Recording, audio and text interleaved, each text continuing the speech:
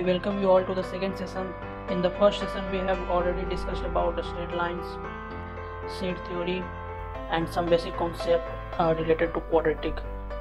In this session, we will be discussing function and relation, its types, whether it is one, many one, on top, bijective, condition for any curve to be a function. Then we will moving to its type. In the function, we will study one, many one, on top, bijective, and in relation, we will study a reflexive relation, irreflexive, symmetric, antisymmetric, transitive, and asymmetric. Then we will move to the composite function. Then we will move to inverse, and at last we will study logarithmic function and its properties. Okay, so let me tell you what are the conditions to be a function. So we will not go in definition of a function. So any function that is f is written as fx to y. So x is called domain and y is called its range. Okay, I have drawn some pictorial representation for function. So what are the conditions to be a function? So this is called domain and this is called codomain. So A is related to A, B is related to G, C is related to G, and D is also related to, let us suppose D is related to A, then this satisfies the condition for function. Let us suppose for the second one, A also satisfy, A go with X, B also goes with X, C also goes with X, and D also goes with X. Then this also satisfy the condition to be a function. Okay, so now we will study what are the conditions for which any relation is not a function. Okay, so this is domain, this is codomain. So for any element in domain, there will be only one point or only one image in the codomain. Okay, so this is the condition for fulfilling the criteria to be for a function. Okay, so let us suppose if one gives 11 as well as 13, then this fails the criteria to be a function. And we can also check whether any curve is a function or not. So there is a very prompt method to check it. Okay, it is called vertical line test.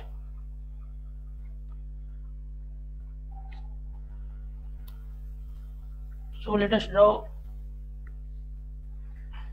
any curve. It is the first quadrant. So let us suppose this is y and this is x. So let us draw equation for y equal to 4ax. Okay, so the graph of this curve is parabola, vertex at origin.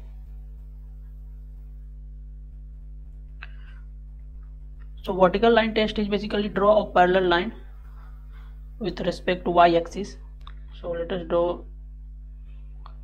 parallel lines. So if the vertical line cuts the curve or more than one point at more than one point, then it fails the criteria for being a function. Okay, so in this particular case, it cuts the curve at 2 points.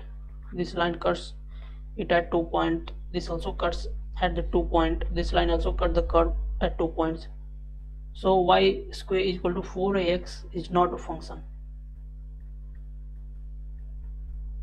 So it is symmetric about x-axis.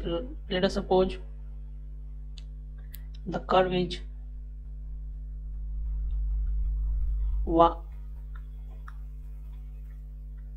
x square is equal to 4ay. Okay, so let me draw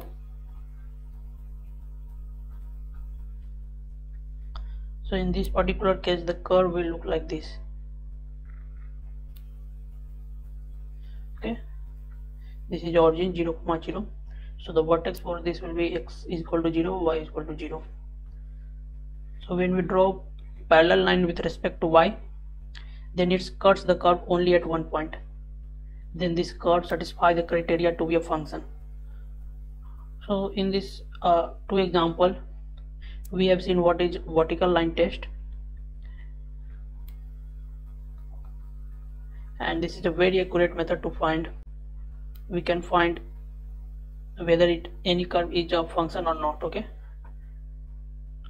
so this was the basic one. This was some basic concept related to function. Now we will move toward relation. Okay, so we will not go into definition of relation. We will study its types. So the first one was a reflexive. So let us suppose any set A contains 1, 2, 3, 4.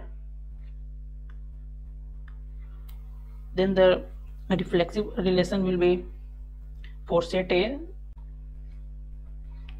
So reflexive relation, let us suppose that relation is R. On set A will be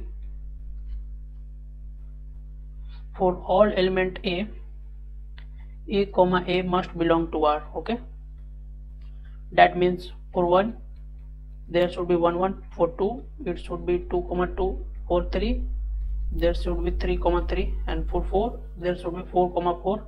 And other elements, it can accommodate other elements as well, like 1, 2, 2, 1. Okay, so this is the reflexive relation. If the set R2 contains only 1, 1, 2, 2 or 3, 3, then this relation is not reflexive. Okay, because it does not contain 4, 4. So this is the criteria for fulfilling the eligibility for reflexive. So the moving to the irreflexive relation.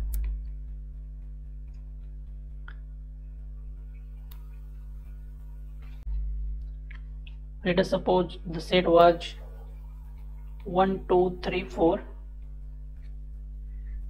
Then the condition for irreflexive relation is for all A comma A does not belong to R. Okay, let me simplify this. So let us suppose a relation R is 1, 1, 1, 2, 2, 1, 3, 4. So this is not irreflexive relation because 1, 1 is in this relation. Okay, so this fails the criteria to be reflexive. So when we remove 1, 1 from this relation, let us suppose it is 1, 1, 2, 1, 3, 4, then this is irreflexive relation. Okay, the third one is symmetric. So the condition for symmetric is for all A, for all B that belongs to the set A. If A comma B belongs to R, then B comma A must belong to R. Okay, let me simplify this by using the same set that was 1, 2, 3, 4. The relation defined is, let us suppose this is 1, 1, 3, 4 and 4, 3. Then this satisfies the condition for to be a symmetric. Okay, why? So 1, 1, then it's, let us suppose A is equal to 1, B is equal to 1, then B and A should be in this. So 1, 1 is here. There is no need to check whether it satisfies this criteria. Okay, since both these are equal, so there is no need to check. So check for other element. So 3, 4, there is 4, 3. Okay, so that's why it is symmetric. So now moving to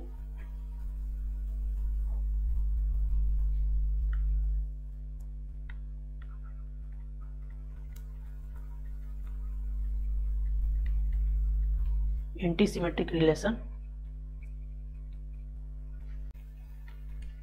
So the condition for antisymmetric is for all A for all B that belongs to set A, if A comma B belongs to R and B comma A also belongs to R, then A must be equal to B. Okay, so this is a very big statement. So let us simplify this by using the same set that was 1, 2, 3, 4. So let us suppose the relation R is 1, 1, 2, 3, 3, 4. So this is antisymmetric. So let me explain you. So let us suppose this is the first element A and this is the second element B. So A comma B belongs to a set A and B belongs to set A, and A comma belongs to set R. Then 1, 1 also belongs to set R, and A is equal to B here, 1 is equal to 1. So for this element it satisfies this criteria for this one. So let us suppose A is equal to 2, B is equal to 3. So 2, 3 is here. Let me write this fully. Let me write the full expression, the full condition for antisymmetric. If A comma B belongs to R and A and B are not equal, then B comma A must not belong to R. Okay, so I think this is the extended version. So for 2, 3, so A is 2, B is 3, so there is no 3, 2 in this relation. So this element also satisfies this criteria, and in the similar manner 3, 4 also satisfy this criteria. So this is antisymmetric.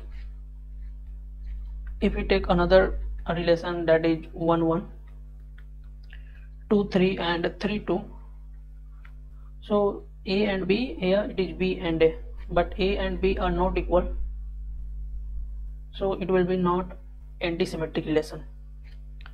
So now we have dealt with 4 type of relation. Now moving to the 5th one, that is transitive. So let us suppose for all A, for all B, for all C that belongs to the set A, if A comma B belongs to the relation R, B comma C also belongs to set R, then A comma C must belong to set R. Okay, so set A was 1, 2, 3, 4. So in this particular case, let us suppose the relation is 1, 1 and 1, 2. So here it is A, B, B and C. So if we take only these 2 terms, then this is transitive. How? So A is equal to 1, B is equal to 1. So AB here, BC is also here, and AC, that is 1, 2 is also here. Okay, so this satisfies the criteria for being a transitive relation. Let us suppose another relation R, that is 1, 1, 2, 2 and 3, 3. Then this also satisfies the criteria to be a transitive relation. So this is reflexive as well, and transitive, also symmetric. So this is called equivalence relation. If any relation satisfies all these criteria, that is, it is reflexive, it is symmetric and transitive at the same time, then it is called equivalence. Okay, I think we do not have to study about equivalence relation in this course. So now moving to the last one, that is asymmetric, the most rigid one. asymmetric relation is the most stricter version.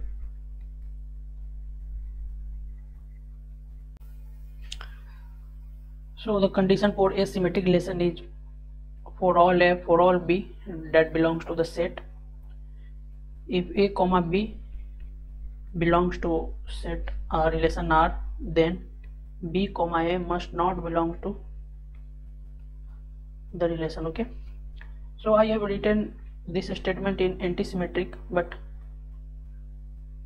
it is a lighter version of asymmetric relation. We will understand the difference between antisymmetric and asymmetric as well. Okay, so the set we have assumed is 1 2 3 4, and the relation is, let us suppose it is 1 1 1 2 3 4. Then this is not asymmetric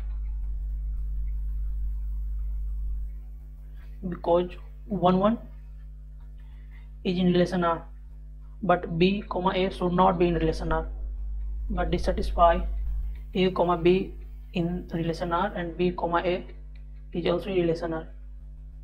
So this fails the criteria to be asymmetric relation. But in antisymmetric,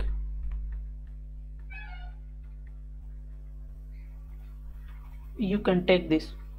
In the antisymmetric, the condition was if A comma B belongs to R and B comma A also belongs to relation R, sorry it was a relation, then A equal to B, A must be equal to B. Okay, so in this particular example, this is not not asymmetric relation, but this is antisymmetric. So I have written that condition in the antisymmetric, but but this is not the first criteria to be antisymmetric. Okay, the first criteria to be antisymmetric is this one. I have told you this condition to find it easily whether it is relation is antisymmetric or not. Okay, so having done with function and types of relation, we will head to some question that is asked in practice assignment. So this is a very good question asked in the practice assignment 1, the question number 24 and 25. It is stating that let L be the set of all lines in xy plane. Define the relation R1 and R2 as follows. R1 contains if L1 comma L2, the line L1 and L2 if L1 is parallel to L2. So we will write a relation R1 such that it contains the line L1 L2, and the condition is the slope of M1 should be equal to M2. Okay, that means slope of line L1 and L2. And R2 is the line L1 and L2 if L1 is perpendicular to L2, and relation R2 is L1 L2 and M1 M2 is equal to -1. So this is the condition. So now moving to the question. Which of the following is correct? If L1 L2 and L2 L3 are in R3, so if L1 L2 and L2 L3 are in R2, so L1 L2 and L2 L3 is in R2. Okay, so let us suppose this is R2. So we will understand, let us suppose this is L1 and this will be L2. Okay, because the set L2 contains only that line which are perpendicular. Okay, so this is L2 and L2 L3 are also in this relation. So the perpendicular lines with respect to L2 will be like this. Okay, so this is L3, so L1 L3 will be parallel. Then L1 and L3 will be in R1. Yeah, this is correct because the slope of L1 and slope of L3 are equal, so this satisfies this criteria, so it will be in relation R1. The second one is if L1 L2 belongs to R1, that means, so let us suppose this is L1 this is L2. Assume that these both lines are parallel. Okay, so L1 L2 are in R1, that means the slope are equal, and L2 L3 in R2. So there is a line which is perpendicular to L2 and its name is L3. Then L1 L3 will lie in R2. So if it cuts line L2 at 90 degree, then it will also cut line L1 at 90 degree. So L1 L3 will also be in R2. R2 contains only those lines which are perpendicular. So L1, in this case L1 and L3 are perpendicular. So this statement is also correct, and you can check this statement as well. So in the question number 25, we have to check whether these lines are perpendicular or parallel. So I have discussed all the basic details related to straight line in session 1. So you should practice all the questions that have been provided in the sheet. Okay, so now we are done with function. So we have completed function and its function and relation, its type. So we are done with all these points. So now moving to the type of function. Okay, one, many word, onto, or bijective.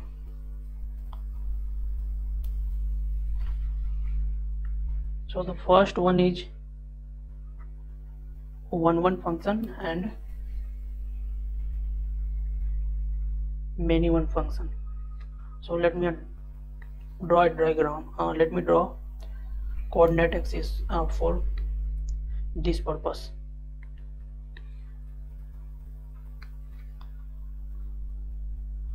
So we have assumed the earlier example.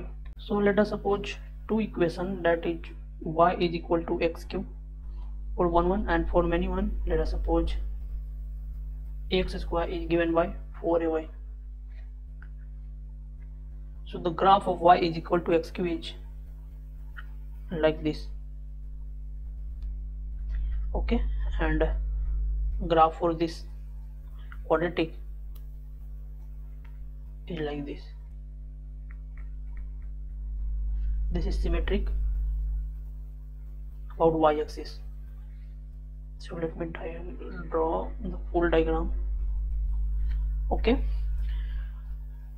so to check any function is 1 or many one, there is a very fine method that is called horizontal line test.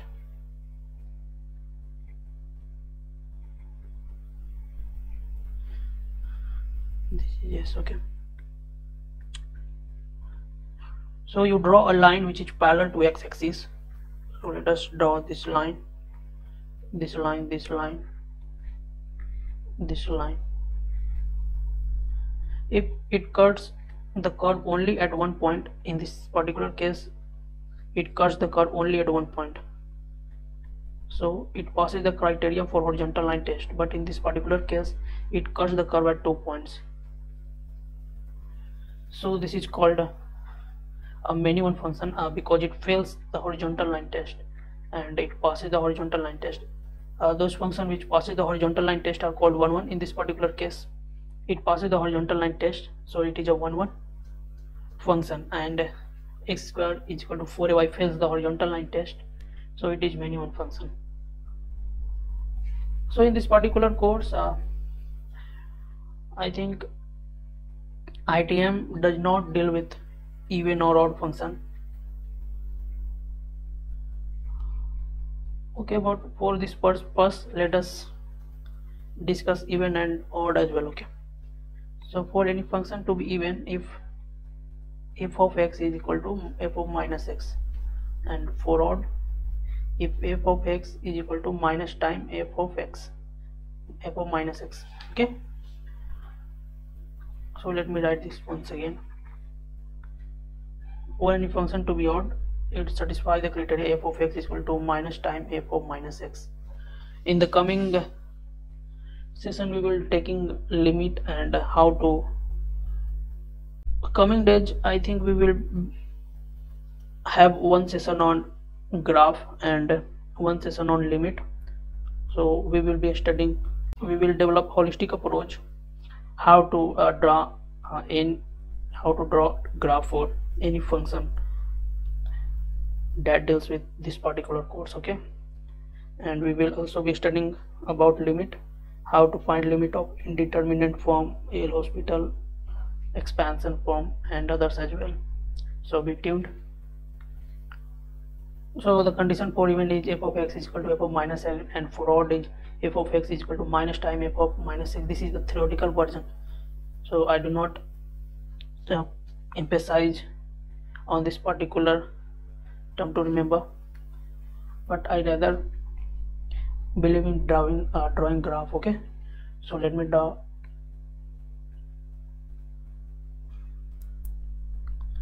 graph for this. Okay, so let us suppose this is y is equal to x square. So when we draw a curve for y is equal to x square, so this is the graphical representation of y is equal to x square, and let us suppose in this particular case this is y is equal to x cube. Okay, so this is the curve for y equal to x cube. If we substitute x as minus x in this equation, it will become y is equal to minus times x square, that will give x square. Okay, and if we substitute x as minus x, then it will give minus x cube. Okay, so this curve satisfies the criteria for even, and this curve satisfies the criteria for odd. Okay, so how it helps, why we study even and odd function? It helps in definite integration, where you can't integrate the whole function, but when you use an even and odd application, you will solve that definite integration very easily. So we are now done with 1 1 many 1 even odd. Now we will go to injective,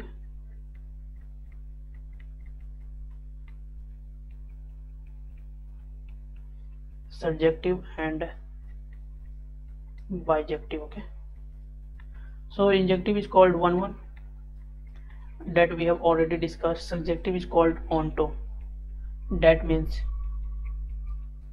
codomain is equal to range, and bijective is called onto and 1 1. Okay, so we have studied injective, but we haven't studied about surjective. So let me draw the pictorial representation for function. So let us suppose this is a, b, c, d, and here it is e, f, g, h, I.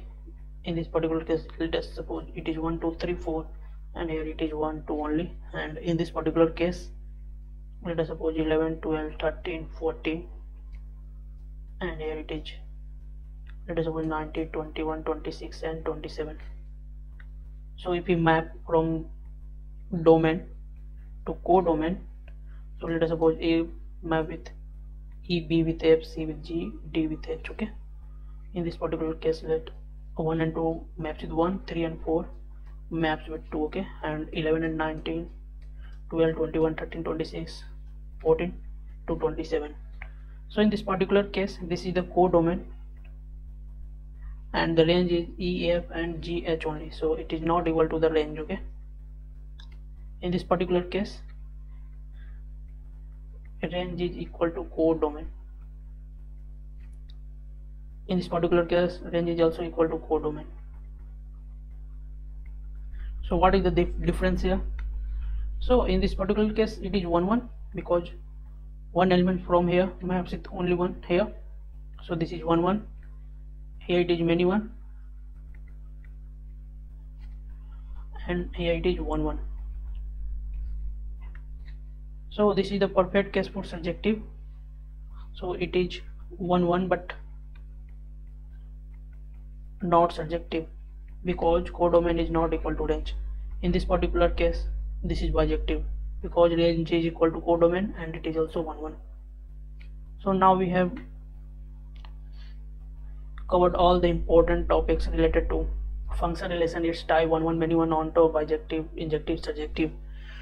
So now we'll be moving toward composite function and its inverse.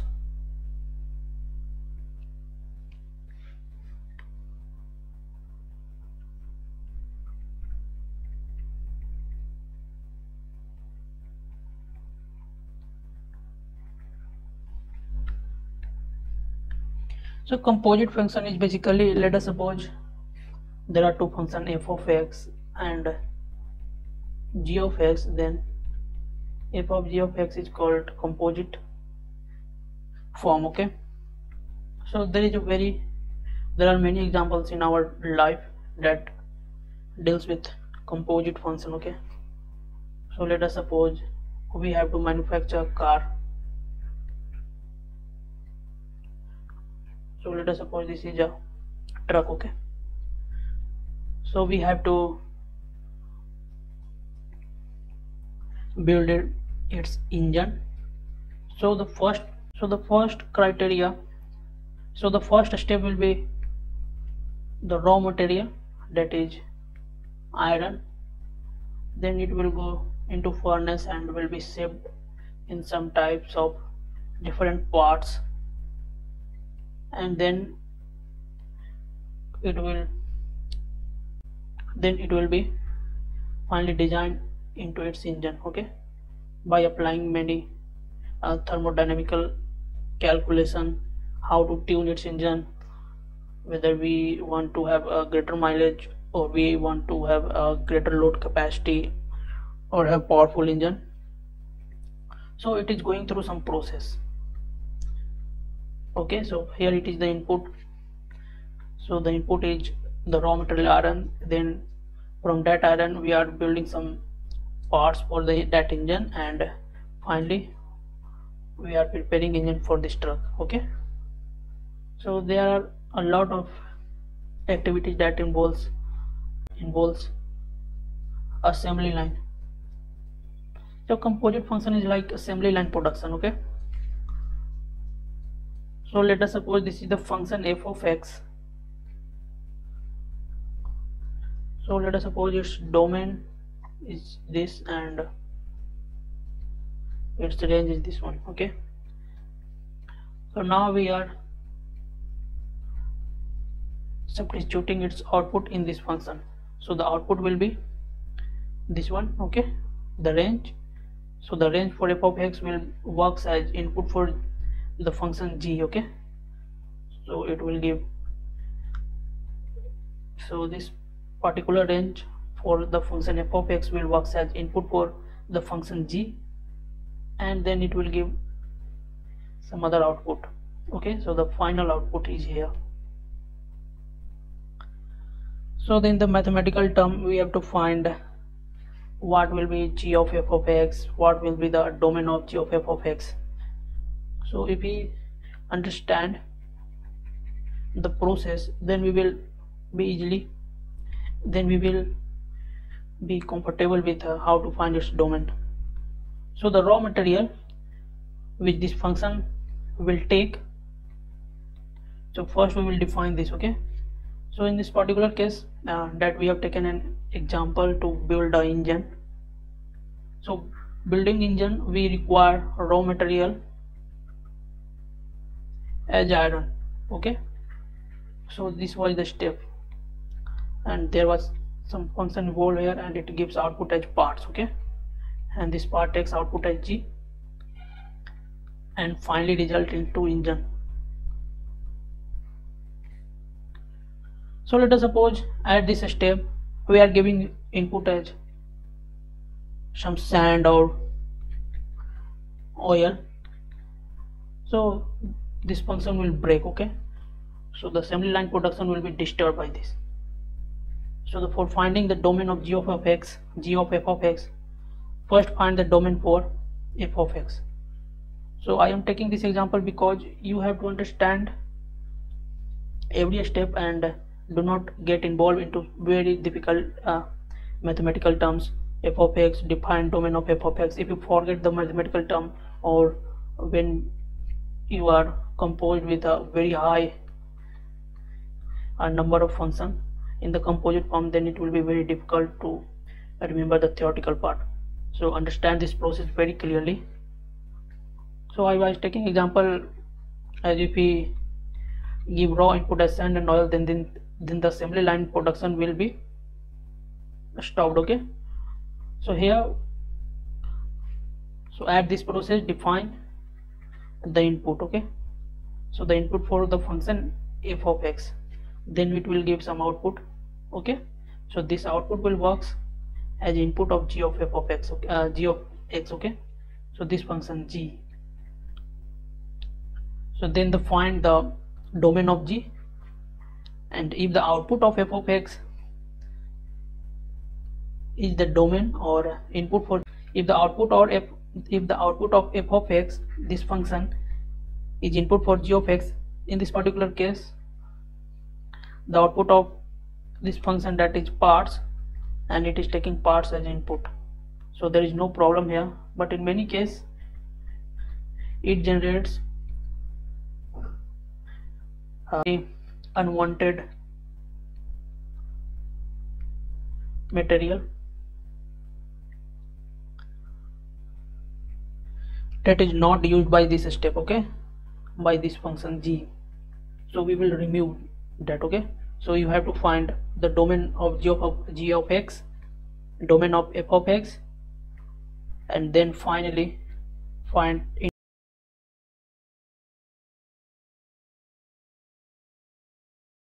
so now moving to the inverse part.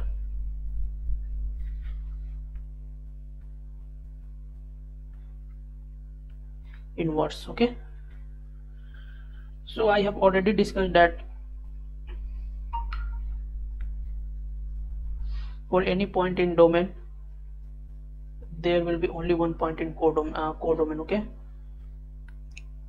to be a function, for any curve to be a function, so this should be the criteria to be a function.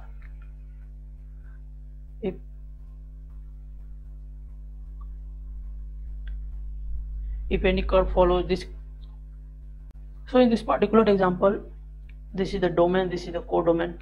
For one element in domain there are two images in codomain, so this is not the case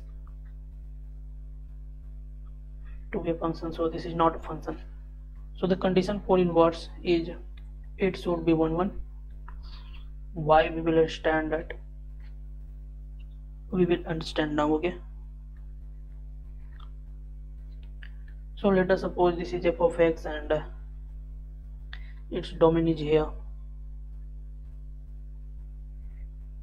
and this is the codomain. So for any function to be, for any function, if its inverse exists, then it should be 1 1 and onto at the same time. Okay, so let us suppose this is a b c d e, and here it is 1 2 3 4 5. If a1 maps to, so this is 1 1 and onto as well. So the inverse of f of x is written as f inverse x, and the domain for f inverse x is the output for f of x, that is the range. Okay, so in this particular case this will be the domain for f inverse x, and this output will be this. So let us suppose if any element is left out in the codomain, so let us take another element with 6 here. So the for the inverse f inverse x, 6 is not mapped to anyone. So now the domain of f inverse x will be 1 2 3 4 5 and 6, and the codomain will be a b c d e, and a is mapped to a, 1 is mapped to 2 is mapped to b, c is mapped with 5, d is mapped with 3, and e is mapped with 4. Okay, but c is not mapped with anyone, and by looking at this pictorial representation we can say this is not a function. Okay, because 6 is left out in this case. So in the domain part of any. So in the domain part, each element should be mapped with one element in the codomain. Okay, so in this particular case it was not onto, then its inverse does not exist. Let us suppose this is many one, so let us suppose the same A, B, C, D, E, and here it is 1, 2, 3. So A gives, so for the function f of x, it is a function, but for f inverse x it will be the domain and it will be the codomain. But by looking at this, for every domain there should be only one point in the codomain, or there should be only one image in the codomain, but for particular one there is two images, that is A and B. So this also fails the criteria for being a function. So that's why for any inverse to exist, it should be 1 1 plus auto at the same time. We have discussed how to find inverse of a function in the graded assignment, so have a look at those questions. So the final part is logarithmic.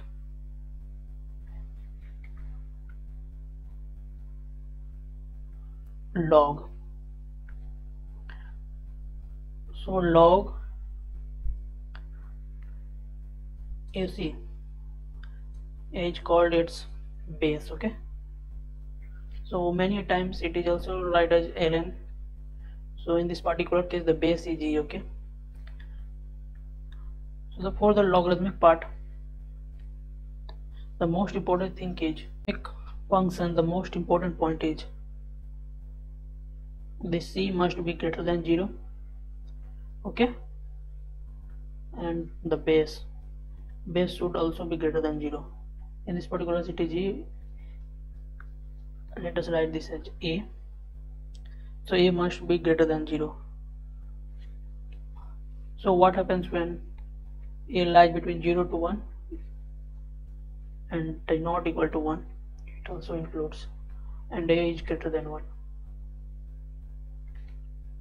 So in this particular course we are dealing with a is greater than 1, but when we deal with a graph of function or how to draw graph of any function, we will be taking this into account. Okay, so when a is greater than 1, the graph of logarithmic function log a c is like this. Okay,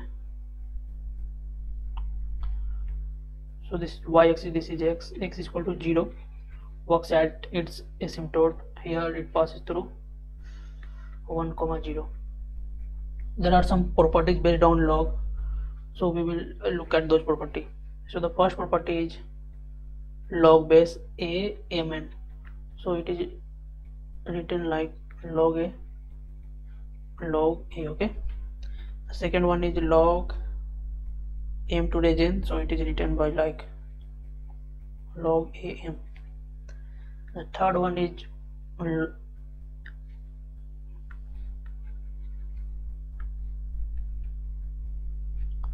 log base a, and here it is a to the n, so it will be n. The fourth one is log ab, it is written by log ba.